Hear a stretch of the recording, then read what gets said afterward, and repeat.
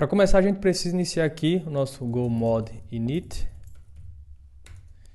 github.com/tasks vai ser o nosso projeto. Aqui a gente tem o go mod criado. Vamos agora estruturar o nosso projeto. Então, a primeira pasta que a gente vai ter aqui, né, vai ser a cmd. Então, eu vou criar aqui o pacote main. Aqui vamos ter uma função main.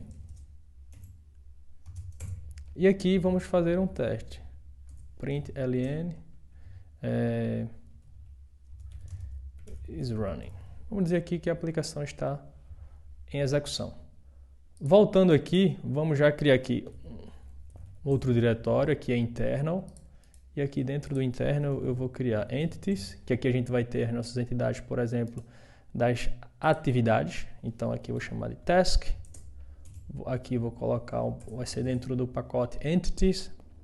E aqui a gente vai ter um struct, então type task, struct, e aqui vamos ter um id, a gente vai chamar aqui de string, e aqui um title que também vai ser string. Então, bem simples aqui, justamente para a gente praticar e focar no conceito geral da criação de aplicações, por exemplo, para a web, utilizando, a gente vai ver aqui um pouco de mutex e também templates.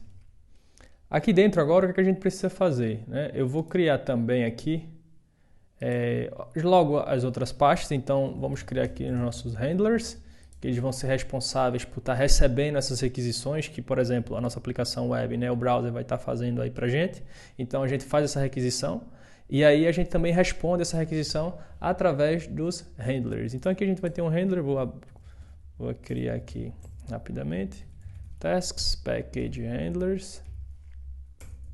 E aqui o que acontece? Vamos logo criar aqui um struct, que vai ser também tasks. Vou chamar aqui de struct. Por hora, struct vazio. Aqui por hora tá bom. Vamos então agora criar uma outra pasta, que vai ser aqui repositories.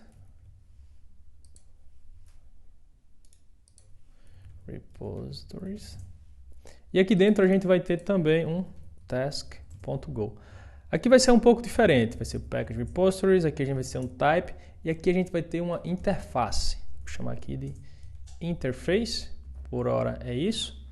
Vamos aqui criar o outro diretório, aqui eu vou chamar de views, e aqui dentro a gente vai ter dois arquivos que serão utilizados para o template. Eu já tenho um material aqui, e vamos ter layout.template.html. A gente vai estar utilizando aqui o Go. Ele tem uma estilização bem básica, aí, utilizando aqui o Tailwind CSS. E aqui a gente vai criar uma outra pasta. E essa pasta aqui vai ser responsável por conter a nossa aplicação tasks. E aqui eu vou chamar index.template.html. E agora eu vou colocar aqui o material. Pronto. O que a gente tem aqui? A gente tem uma estrutura bem simples.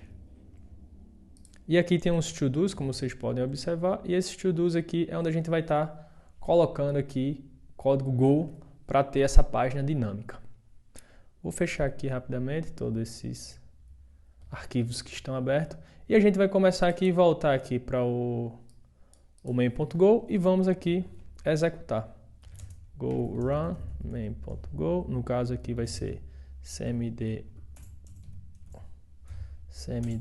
web. E aqui a gente tem a aplicação funcionando. Vamos aqui então expor a nossa aplicação por HTTP. Então o que a gente vai fazer aqui agora? Eu vou vir aqui e vou iniciar aqui mux, vai ser http.new servermux. E aqui eu vou vir e vou criar mux.handlefunc. Aqui a gente vai ter o barra e aqui a gente vai ter o nosso response writer e o http request. Então a gente vai ser bem básico aqui, então w.write. Aqui a gente recebe alguns bytes. Então hello tasks. Simplesmente para a gente verificar. E aqui, mais abaixo, fazer o seguinte: if error http listen and serve, aqui a gente vai ter o nosso endereço, vamos estar ouvindo aqui por enquanto na 9090 e aqui a gente passa o nosso server mux. Aqui se erro for diferente de new, log.fatal e aqui a gente tem o nosso erro impresso na tela. Então vamos voltar aqui, go run, na verdade aqui é o mesmo, vou executar, app is running, vamos agora no navegador e aqui a gente tem o resultado esperado. Vamos então agora voltar aqui para o repositories e o que a gente vai fazer aqui? A gente tem essa interface que se chama task, só que o que acontece? Vamos trabalhar aqui com interface segregation, então a gente vai ter uma outra interface, task reader, interface, e aqui o que a gente vai fazer? A gente vai ter aqui um método get, que ele vai retornar entities, aqui uma lista de tarefas para a gente estar visualizando. A partir do momento que a gente criou uma atividade, a gente quer visualizar essas atividades e depois a gente vai removendo ali essas atividades com o type task agora writer, que ele vai estar escrevendo aí. Então a gente vai ter, por exemplo, aqui um put, que o que ele vai fazer? Ele vai receber aqui, por exemplo, vai ter um task e aqui vai ser um entity task e no caso ele não vai retornar nada. A gente vai ter o delete, que ele vai receber aqui um ID que é uma string aí pra gente, tá bom? E para utilizar isso, a gente faz aqui a composição da nossa task com o task reader e o task writer. Então agora, caso em algum dos pontos a gente precise utilizar apenas o reader, a gente pode utilizar, e aí quem estiver chamando, né, quem precisar implementar, não vai precisar obrigatoriamente implementar o task writer. Mas no nosso cenário aqui a gente vai estar implementando os dois. Voltando aqui agora, o que a gente vai fazer? Vou criar aqui um outro arquivo chamado task em mem.go. E aqui vai ser em memória. Então aqui vai ser package repositories, então type task. O Go ele trabalha aqui, como a gente já sabe, né, em outro material que eu comentei, que na verdade ele implementa as interfaces de forma implícita. Então vamos criar aqui a nossa função para inicializar. Vai ser new task in memory. E aqui, o que a gente vai fazer aqui agora, né? Diferente de uma chamada, por exemplo, que a gente constrói e já retorna, né, um struct, a gente vai fazer diferente aqui. A gente vai receber aqui por parâmetros algumas informações, né, que a gente pode estar adicionando no nosso struct. No momento aqui a gente não tem nada, mas idealmente a gente vai retornar uma interface. Então aqui a gente vai retornar aqui, ó, a interface de task. Então vamos vir aqui, task in memory, e aqui o que a gente tem de informação? Ele já passa aqui que ele não implementa, ó, os métodos esperados em task. Então vamos implementar aqui rapidamente. Func, que são esses métodos aqui, tá bom? Então a gente tem aqui task in memory, então a gente tem o get, que ele retorna entities. Na verdade aqui a gente retorna entities.task, task, e aqui a gente já pode retornar, por exemplo, new, que vai ser nulo por enquanto. In memory, aqui é put, que vai receber entity task. E aqui a gente vai ter também task in memory, delete, id string. Então aqui vocês já percebem que, como já foi implementado, a gente já não tem mais aquele alerta aqui do VS Code na nossa tela. A gente vai ter aqui um atributo dentro do nosso task memory que vai ser responsável justamente por manter essas tasks que a gente vai estar criando e manipulando. Então, vou chamar aqui de db, tá? E aqui agora a gente vai ter um mapa de string que ele vai conter aqui um entity task. Então, a gente vai ter um mapa, que nesse mapa a gente vai ter aqui as nossas atividades.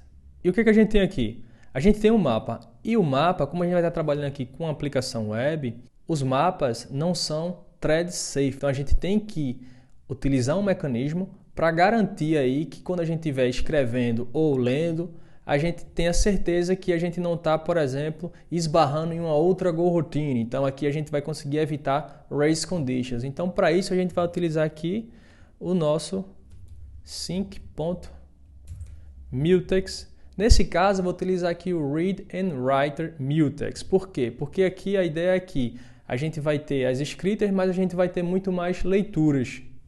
Então eu vou deixar aqui como está. A gente vai vir aqui e vamos então inicializar aqui o nosso DB. Vai ser make map entities task para a gente estar trabalhando aí com eles. Como a gente já sabe, aqui o task in memory ele usa esse mutex. Então o que a gente precisa fazer aqui? Quando a gente for ler, por exemplo, essas tasks, a gente precisa fazer um lock. Então o que a gente vai fazer aqui? Então t. Vamos chamar aqui R lock. Então a gente vai utilizar um lock aqui de leitura e um defer para depois que ele executar R unlock aqui para a gente, tá bom? A gente ainda vai implementar aqui embaixo. Isso vai funcionar da mesma forma aqui para o put e para o delete. Mas vamos implementar logo aqui o get. A gente vai ter aqui um var tasks, que vai ser um entity task. E aqui simplesmente for key, fazer um range aqui em t.db. E aqui simplesmente a gente vai vir tasks igual append task, que t.db, em key, e aqui a gente retorna as nossas tasks. Vamos continuar aqui com o put. Então, novamente, nesse caso, como a gente vai estar escrevendo, a gente vai ser um t.lock.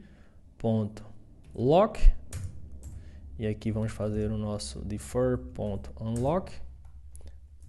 E mais abaixo, vamos simplesmente fazer aqui o db.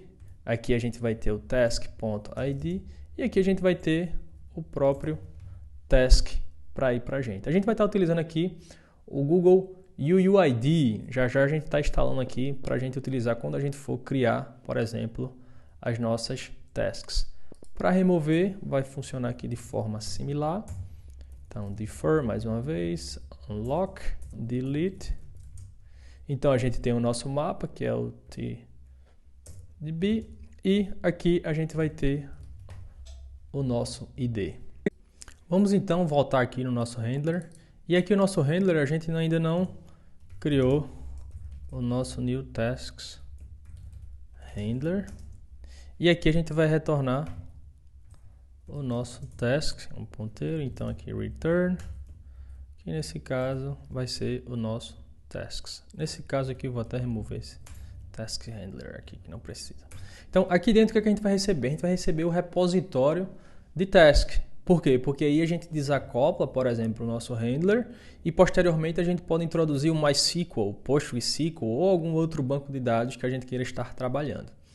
Nesse caso aqui eu vou chamar de task repository e aqui vai ser um repositories.task. A gente vai receber aqui o task repository, que vai ser também um repository task, e aqui simplesmente a gente atribui aqui para o nosso task. Criar aqui a nossa action, que vai ser responsável por estar recebendo aqui, tá? É o método aqui do nosso controller, que vai estar recebendo as requisições. A gente vai estar trabalhando com uma única rota e essa rota vai ser diferenciada, ou seja, a gente vai capturar e identificar o que a gente vai estar fazendo de acordo com os parâmetros passados na URL e também o método HTTP sendo invocado. Então vamos aqui, vou chamar aqui func, abrir aqui parênteses, vai ser também aqui tasks, e nesse caso aqui vou chamar de actions. E aí vamos então utilizar aqui o nosso response writer e aqui um ponteiro aqui para o nosso HTTP request. Vamos escrever aqui .write, aqui vai ser um array de byte, que vai ser o nosso string hello actions, e vamos voltar aqui para o nosso main. E o que é que a gente vai estar fazendo aqui agora, né? A gente tem isso aqui, a gente pode deixar, não tem nenhum problema. Eu vou utilizar aqui um outro, tá? Então mux.handleFunc, que vamos usar aqui, por exemplo, o task. Aqui, o que é que vai ter de diferente aqui? A gente poderia já implementar essa função, mas aqui a gente vai trabalhar da seguinte forma. Vamos ter aqui o nosso task handler. Então aqui vão ser handlers, new tasks, e o nosso task handler, ele precisa aqui, ó, de um repository. Então vamos fazer aqui o nosso task in memory repository, aqui repositories .new task in memory, e aqui a gente pode passar nosso task in memory.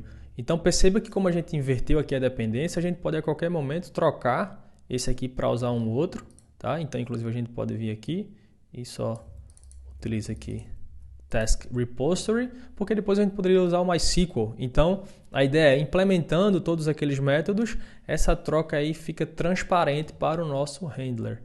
Vou vir aqui, task handler, e aqui a gente vai passar o nosso actions. Então vamos testar aqui para ver como é que isso está ficando. Go run.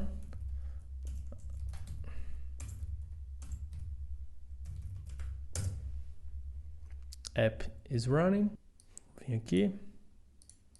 E agora eu vou vir aqui e tasks.